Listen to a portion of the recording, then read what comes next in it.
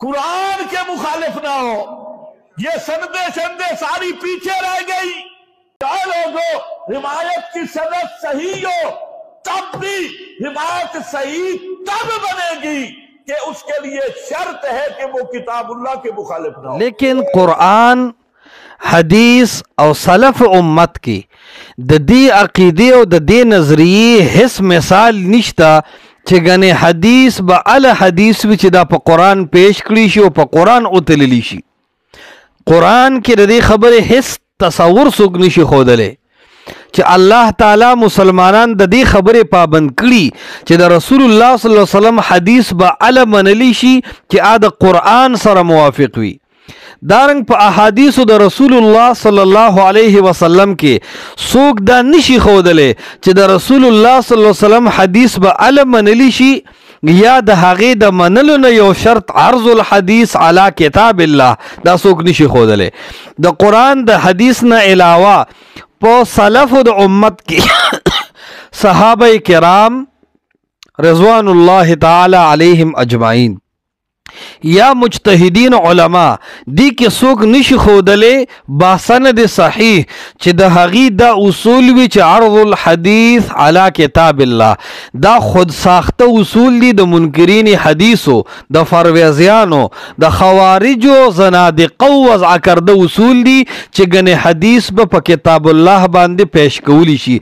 द रसूलुल्लाह द खुलेन रावत खबरी दा ब आम गैर मासूम बंदेगान और इंसानान दा बराजियो प कुरान बेतलियो दा अखलम व दा ना अखलम दा द कुरान मुवाफिक दे व मुखालिफ दे दा खालिस द दी वक्त यो अजीम फितने न अलावा हिस हकीकत न लरी। कुरान द दी नजरिए रद्द करे दे लका कुरान के अल्लाह ताला फरमाई अऊज़ु बिल्लाहि मिनश शैतानिर रजीम अवल दलील वमा आताकुमुर रसूलु फखुज़ूहु वमा नहाकुम अन्हु फंतहु। वमा द शाशे अवल पाना चवाड़े न वरपसी लिखली च मा औ मन लफ्जन मुफरद दे व मानन आम दी। मा आताकुमुर रसूलु फखुज़ूहु अर आगा सच रसूलुल्लाह सल्लल्लाहु अलैहि वसल्लम दरकी मा द उमूम द पार दे का आ जाहिर के द कुरान मुवाफिकी औ का द कुरान मुखालिफी खो आताकुमुर रसूलु फखुज़ूहु चे रसूलुल्लाह सल्लल्लाहु अलैहि वसल्लम दरकी फखुज़ूहु न आगा वाखले दा द अल्लाह द किताब द अतिश्तमी सिफारे आयत दे दा द बुखारी हदीस हम न दे और द मुस्लिम हदीस हम न दे और द मुहद्दिसीन कायदा में हम न द जिक्र करे च गने सो कोई चरत बेकम या ब ईरानी शियागान जोड़ करी न द अल्लाह द किताब फैसला दा मा आताकुमुर रसूलु फखुज़ू रसूलुल्लाह च सदर की का आद कुरान मुवाफिक ज़ाहिरन वी औ का ज़ाहिर के द कुरान सरा मुआरिज वी फखुज़ूहु हुआ फौरन वाखले। दगा रंग का द कुरान मुतलक पे मुक़य्यद की गए हम फखुज़ूहु नवायखले। दगा रंग का द कुरान पर आम के तखसीस राजी नु फखुज़ूहु ब्याय हम वाखले।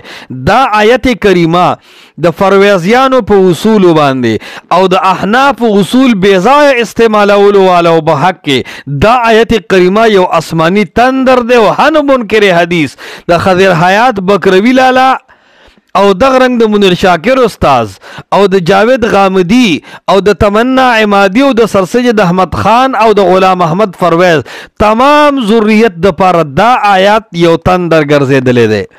बिया अल्लाह फरमाई वमा नहाकुम अन्हु फंतहु सनची द रसूलुल्लाह मनकीन फंतहु आगे न मनशे दिलता मा दिलता मुतलक दे औ फखुज़ू औ फंतहु हम मुतलक दे माना दाशो चे कद कुरान मुतलक पे मुक़य्यद कीगी कद कुरान आम न पे खास जुड़ीगी कद कुरान द ज़ाहिर सरा प ज़ाहिर के मुआरिज भी खुच द रसूलुल्लाह न प सही सनद साबित शो मुहद्दिसीन द उम्मत शाद व मालूल न को नो प कुरान ब हदीस द रसूलुल्लाह निशतलली आताकुमुर रसूल फखुज़ूहु रसूलुल्लाह चे सदर कीनो वायखला नो रसूलुल्लाह मुंग ल कुरान रा करे दे आया कुरान मुंग प बले वही बांधे तलले दे ना آیا قرآن کې ځنې آیاتونه د انسانانو د عقل سقیم خلاف دي؟ آیا مونږ رد کړي دي؟ نه.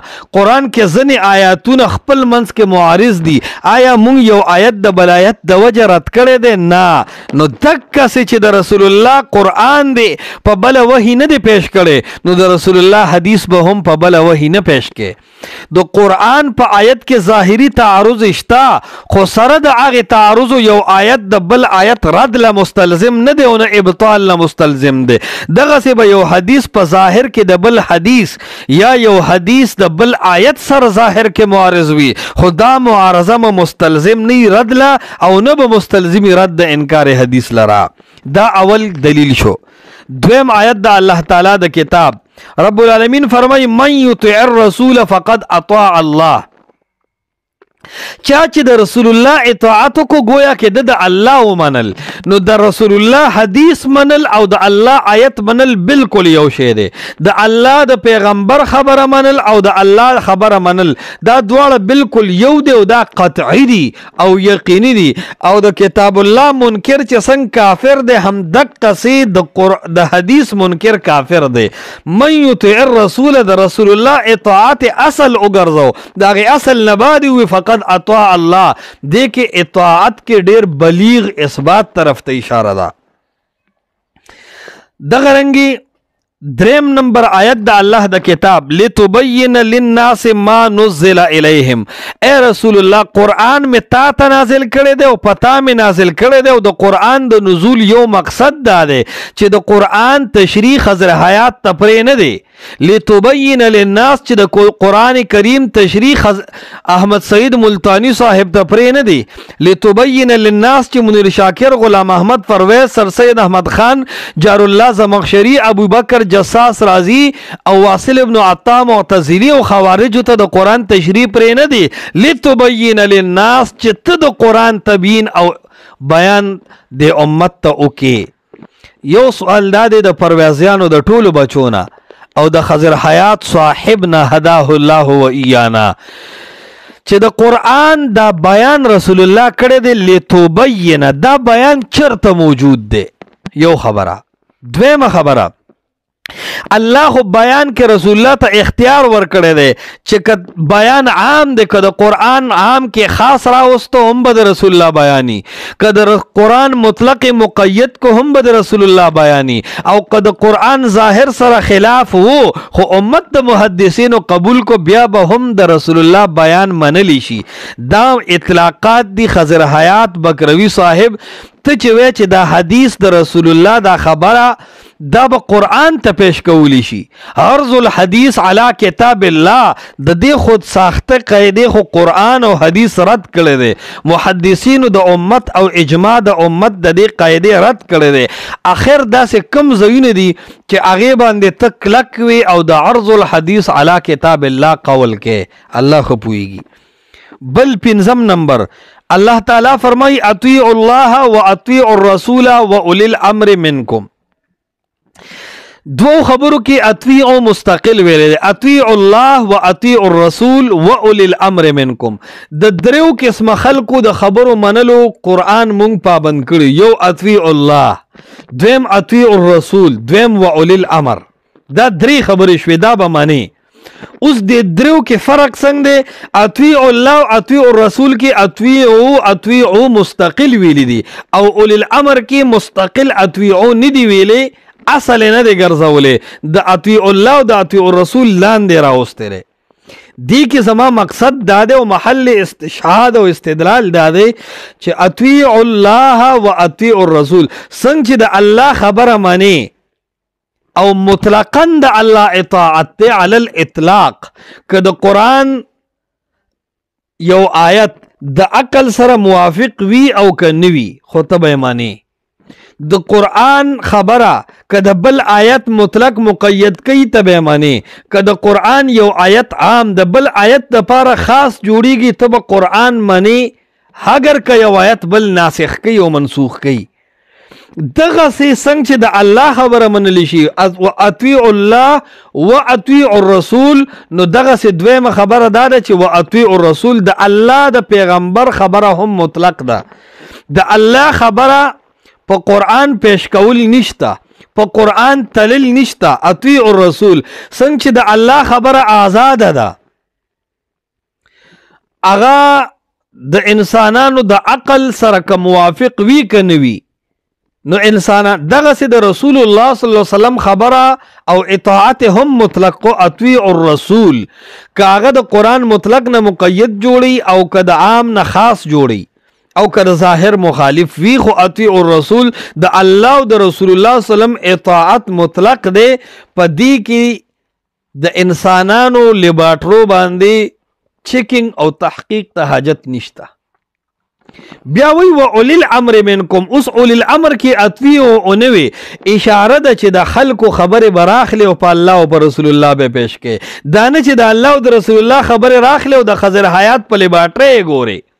نه جینا حق الله وحاشا.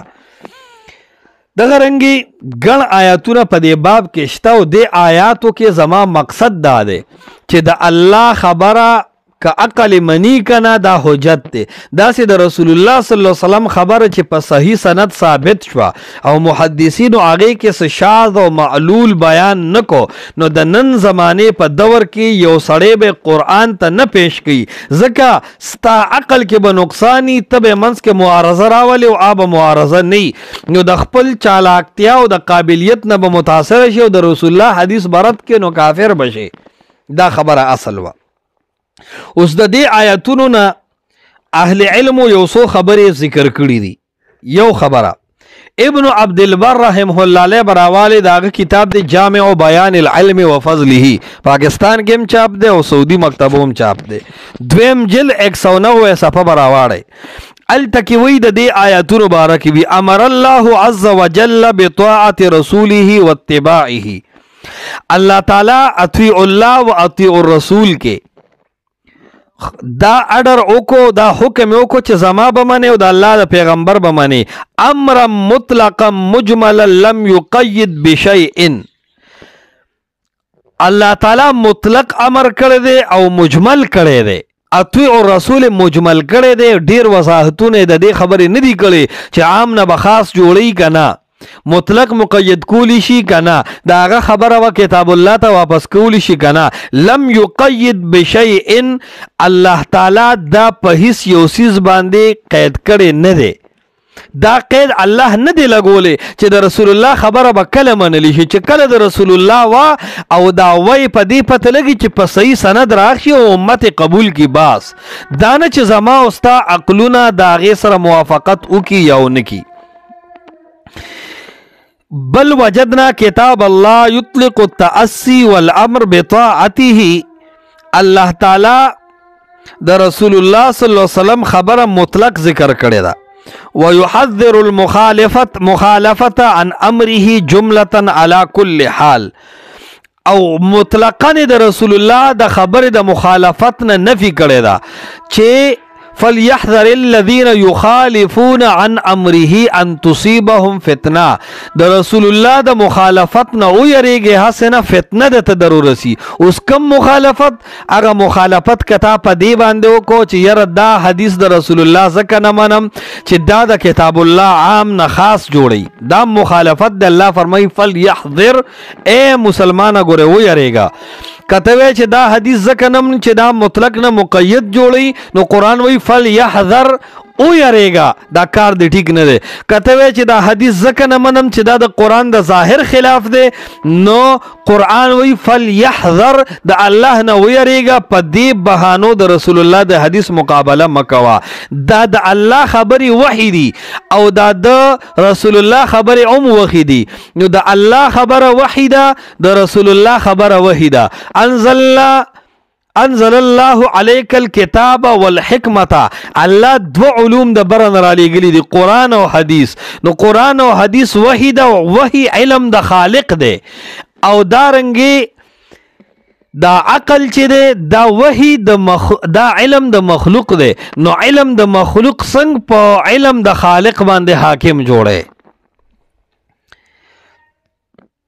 بیا مخکې وی علا کل حال، په هر صورت کې د رسول الله خبره اصل ده. نو د ټولو آیاتونو کې د الله تعالی خبره او د رسول الله خبره ته دواړه وحی ویلې. بل آیت ځان سره ولیکا. الله تعالی فرمایي 5م آیت غالبا جوړیږي یا شپږم چې فلا وربک لا یؤمنون حتی یحکموک فیما شجر بینهم. دا خلق ایمان تر هغه نه وروړي او ایمان کمال درجه ته نه رسی حتی یحکموک چې تا حاکم کی. دا نه دی ویل چې حتی یحکم القرآن چې قرآن حاکم کی. وی قرآن حاکم کتاب دی، حاکم دی. الکه قرآن پر رسول الله حاکم نه دی، قرآن په وحی حاکم نه دی، ځکه دا قرآن هو عین وحی ده. دا خو ته اتصاف د شیء واحد کې په صفات متضاده سره یو خوا ورته وحی وي او بل خوا وي چې دا غیر وحی ده. یو خوا ورته وحی وي بل خوا مبدا او محل د شک او شبهه او د ځوان غړي. نو یو شی د قوي هم کو یو شی د ځواني هم کو. دې ته وی اتصاف الشیء الواحد بالصفات المتضاده. ورپسې بیا امدک خبره کوي حاکم دے ابو بکر جساس رازی. دا معتزله دے خو اخیار معتزلی دے. دی هم وی سورة النساء آیت نمبر 65 لاندے وی فی الآیت دلیل پا دی آیت کی دلیل دا دے چی علا ان من رد شیئا من اوامر اللہ ورسوله فهو خارج من الاسلام. چا چې د الله او د رسول الله یو حدیث رد کو د اسلام نه خارج دی. که هر بانه ولا وکړه دی بانه باندې نه خلاصېږي چې ما خو دا حدیث ځکه وغورځو چې په کتاب الله مې پیش کو توله نه خوړه. نه تا ته په صحیح سند راغلی شاذ او معلول محدثینو د امت نو ګرځولې. تا ولې د رسول الله خبرې په خپل عقل باندې وتللې. بیا وی سواء رده من جهت شک. دی خبره ته ډېر سوچ وکړه. دا ستا حنفي عالم دی او داسې حنفي دی چې معتزلي دی نیم. ستا په ډېرو مسلو کې په کار راځي، په سحر مسله کې په ده باندې اعتماد کې او دارنګې د اخبار احاد په ظنیت کې په ده باندې اعتماد کې. دک وی سواء رده من جهت الشک فيه او من جهت ترک القبول والامتناع من التسلیم. کتا دا غی په تسلیمیدو کې هر قسم مانعات راوستو د چا اصول د دار حتی و رسول یا د حنفیت اصول د دومره حتی و رسول چې د رسول الله په اصولو د حاکم کړو یا د خپل عقل دومره لوی مرتبه ته ورسو چې د رسول الله په حدیثو د حاکم کو. نو ته په دې باندې کافر او د اسلام نه خارجي. دا دویم جلد د احکام القرآن د جساس راځي. نو عرض میداو په دې ټول درس کې چې د الله د پیغمبر خبره او د الله خبره دا به د انسانانو په عقل او د انسانانو په فهم په دې کې معارضې جوړول چې څنګه دوه آیاتونه خپل منځ کې معارض دي خو بیا یې هم مني. داسې حدیث او قرآن کا معارض دي یا حدیث د حدیث سره ظاهر کې معارض دي بیا به هم منلی شي. ځکه دا وحی دا وحی علم د خالق دی او تعارض علم د مخلوق دی. نو علم د خالق به مقدم کولی شي په علم د مخلوق باندې. بل خبره د دې خبره مقابل زنادقه او خوارج او قواعد رئیستی دي. پاغه لنډه خبره کو چې هغه وی چې دا حدیث په قرآن باندې پیش کولی شي او دا غیر پر روایت جوړ کړي دي. خضر حیات بکروی صاحب او داسې داغه متاثر خلق دي دا خبره ووري چې د عرض الحدیث علی القرآن د پاره کم روایت جوړ شوي دي. دی خبره کې څه نکته ده چې د الف نه تر یا دا ټول روایتونه منګړت دي او محدثین هغه نه دي قبول کړي. څه وجه کې دي چې دا پته لګي چې دا زنادقه او خوارج رئیستی دي او د کتاب الله د مقابله د پاره رئیستی دي. مشهور روایت پاغي کې دا چې کوم اصول الشاشی او صاحب التوضیح تلوی هم راغستره چې تاسو ته زما احادیث پیش کولی شي او ډیر بشي. نو فعرضوه علی کتاب الله د رسول الله حدیث دی وی دا په کتاب الله پیش کې فإن وافقه فقبلوه. کدا د قرآن موافق کو قبول کې وما خالفه فردوه او چې د قرآن خلاف نو ختم کې رد کې. دا روایت د ابو هريره سے په حواله سرم پیش کولی شي په اصول الشاشی کې. توضیح تلوی باس د سنت کې هم دا روایت راوړل دي. تاسو کچا سره شاشی وی نو تاسو وګورئ شاشي کته حاشیه تراشي اغیم داوی چې دا روایت مرسل دی موضوعی دی او د ابو جعفر نه نقل دی او قاضی ابو یوسف نقل کړی دی په الرد علی سیر الاوزاعی کې او دا خبره په محدثین طائف خلکو نه ده پټه په تقلیدی طبقه به پټي چې قاضی ابو یوسف سے په باب د حدیث کې ساقط دی او نه قبلیږي او کذاب ګڼلی شي. اوس دا ابو جعفر باقر چې دی دا دی تابعی د رسول الله نه ډایرکټ څنګه حدیث نقل کوي دا من باب المراسیل او سند ثابت نه دی نو دا موضوعی روایت دی. قاضی ابو یوسف دیم ضعیف دی. تاسو لږ راواړوئ توضیح تلویح کې دا روایت د سنت رسول په باس کې الرکن الثانی فی السنه الته کې هغه یو خبره کړې ده او د کار خبره ده. هغه وایي چې دا کم خلک وایي چې حدیث به په قرآن پیش کې چې د قرآن خلاف یې نه به اخلي نو هغه وایي قد طعن فیه المحدثون په دې حدیث کې محدثینو طعن او خبرې کړي دي بأن في رواته يزيد بن ربيعة وهو مجهول وترك في إسناده واسطة بين الأشعث وصوبانا فيكون منقطعا ويديك يزيد بن ربيعة دے او دغه رنگ هغه مجهول دی د دین علاوه هم دا سند منقطع دی نو شکله پکې یزید دی او منقطع دی نو روایت نه دی ثابت. نو ته وګوره خضر حیات صاحب او دغه حواریینو تاسو د رسول الله حدیث رد کوئ او د رسول الله حدیث تله داوا مو دومره غټه ده او چې کله استدلال کوي نو په شاشه کې او په دې کتابونو کې د یزید ابن ربیعه خبره راخله او مراسیل بیا راخله او د رسول الله صحیح حدیث په قرآن سره پیش کوي او تعارض را کوي دومره غټ کفر او استدلال مو دومره کمزور دی چې زنادقه مجاهیل او خوارج مراغستی دی او د خپل عقیده گاډم پر روان کړي دي. او بیا رستو یو خبره کوي وی وذکر یحیی بن معین و خطابی یحیی بن معین و خطابی وی انه حدیث وضعه الزنادقه دا داسې روایت دی چې زنادقه او رایسته د اسلام د وهلو د پاره مسلمانان په نوول خو خضر حیات بکروی احمد سعید ملتانی منیر شاکر غلام احمد پرویز سر سید واصل ابن عطا جار الله زماشری په اول دومره تبایو کړه. بیا امام زهبی دا رات کړی دی او امام زهبی وی ان فی هذا الحديث الموضوع فی نفسه د دې حدیث ذات ته چې وګوري چې حدیث به په قرآن پیش کې ستا د حدیث هم قرآن باندې رد دی د ستا دا خبره چې حدیث به په قرآن تلی دا خبره قرآن په خپل رد کړی ده. ولی رد کړی ده؟ علامه زهبی صاحب وی ما آتاکم الرسول فخذوه وما نهاکم عنه فانتهوا.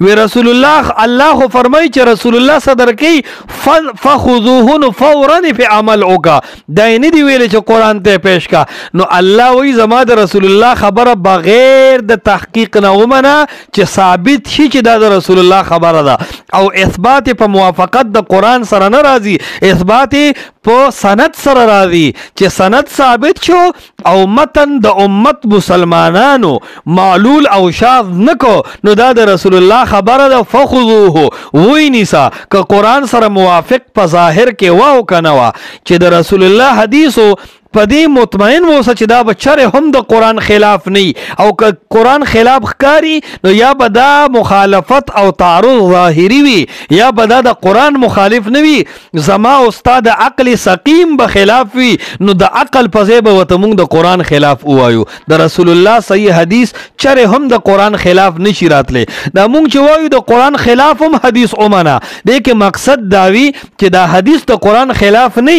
که د خلاف یا ظاهری مخالفت دے یا زما استاد عقل مخالفت دے نه کې د وحی په وحی سره تعارض.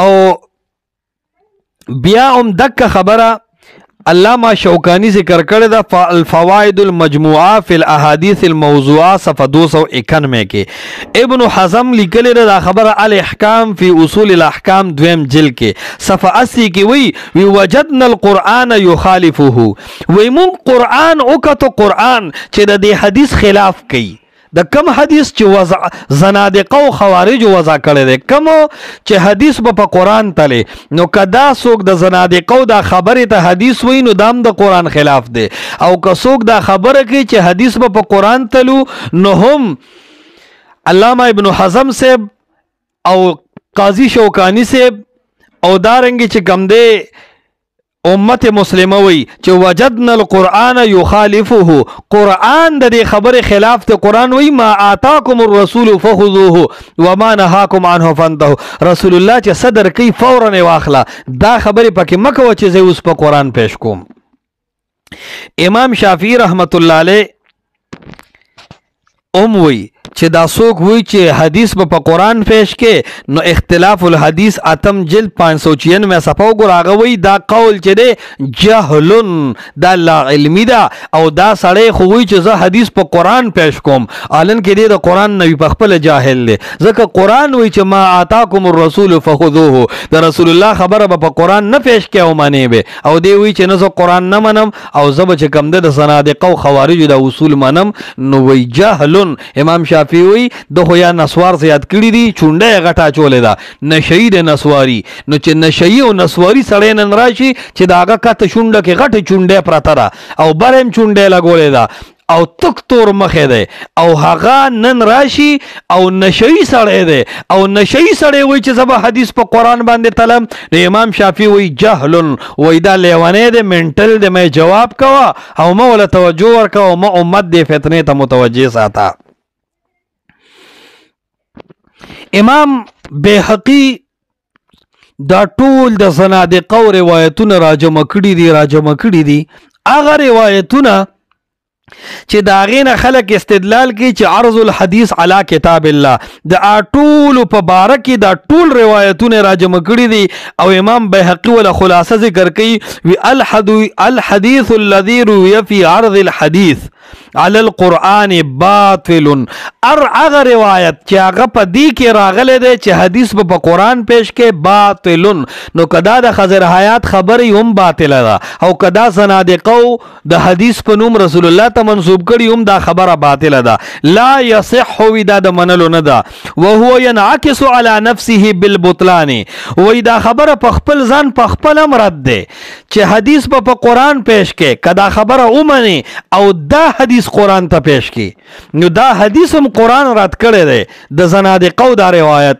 څنګه رد کړی دی ما آتاکم الرسول فخذوه وما نهاکم عنه فانتهوا رسول الله وی چې قرآن ته ما پیش کوا وې منا الله وی په قرآن د رسول الله خبره ما پیش کوا وې منا او زنادقه او خوارج او خضر حیات وی چې پیش کا وې منا نو دې ته وی بیا یو خبره کوي امام بیهقی وی فلیس فی القرآن دلاله على عرض الحديث على القرآن وی قرآن کې دا سیس شي نشتا چې دا غینه دا معلومیږي چې حدیث په قرآن تلی وی دا سیس شي نشتا که څوک وی چې مهیمنن دی او میزان دی او قیمن دی او حاکم کتاب دی نو وی دا د مزغول لیونی دی دینه مراد حاکم علی الحدیث نه دی حاکم علی غیر الوحی دی. وګوره تاسو دلائل النبوه د بیهقی اول جلد صفحه 127 بیا معرفت السنن والآثار جلد اول 117 کی وی قد روی من اوجه اخرى كلها ضعيف وی دا حدیث په ګړو طرقو نقل کړي دي د زنادقه او د خوارجو چې دا خبره د امت له مضغوطه وردن کو چې حدیث په قرآن تله وی دا فتنه ډیره مخ کې چلیدلې ده خو كلها ضعيف وی دا ټول چې کم دی خلک وی كل ذلك غف وشف لا اصل له نو وی دا ټول غب شپ دی او مور راوړي لا دا خبره ترنن تاریخ نه ثابت کړي چې حدیث په قرآن باندې پیش کولی شي. شبهه دا باطل استدلالات د خضر حیات کله وی محیمنن کله وی قیمن کله وی میزان وی د دینه مراد دا چې قرآن په حدیثو حاکم دی وی قرآن په حدیثو محیمن دی وی قرآن د حدیثو د فار قیم دی او وی قرآن میزان دی په حدیثو باندې او په کتبو باندې چې څوک دا تفسیر د آیتونو کوي لومبه مطالبه زمونږ دا ده چې د سلفونه یو قول ثابت که اسوي چې زه په قرآن پوهېږم په قرآن نه پوهېږي د معتزلهونه د تفسیر راغستې او هغې ته د شیخ القرآن او نوم ورکړی او د فتنه د اعتزال په امت کې زیاتې وي موږ د قرآن درسونه عام کړل که ته د قرآن باندې مین او پوهې د محیمنن او د میزان او د قیمن یو سلفو کې تفسیر وخیا چې دین قیم او میزان علی الحدیث مراد ده، بلکې زواما چې دا قرآن او حدیث دواړه قیم دي، دا قرآن او حدیث دواړه میزان دي، دا قرآن او حدیث دواړه محیمن دي علی الغیر، په اقوالو د رجالو باندې هم په اقوالو د امت باندې هم دا خپل میزان دي. نو قرآن او حدیث دواړه میزان دي، او دا یاد ساته چې ته حدیث په قرآن باندې تلی نو تا دا قرآن میزان کو، دا حدیث د موزون کو. او قاعده دا ده چې ټماټر په تله کې تلی نو په ټماټر او تله کې مغایرتي، سکیل د اوسپنی او ټماټر سبزی ده، دواړه مغایر دي د یو بل. نو میزان او موزون کې تباین او مغایرتي، ته چې حدیث په قرآن تلی نو دا هم متحد دي او تساوی دي او مرادف دي. نو په میزان او موزون کې مغایرت پکار دی او په قرآن او حدیث کې مغایرت نشته. نو قرآن د حدیثو د پاره میزان نه دی، قرآن د حدیثو د پاره قیم او محیمن نه دی، قرآن د حدیث د پاره حاکم نه دی، بلکې دا په اقوالو د رجالو په غیر الله باندې او په غیر کتابونو باندې حاکم دی. او کم چې احادیث دي دا هم منزل من الله دی، وانزل الله علیک الکتاب والحکمت. خجی نو بهرحال دا منګړت تفسیر دی، ردی نه توبه وکا.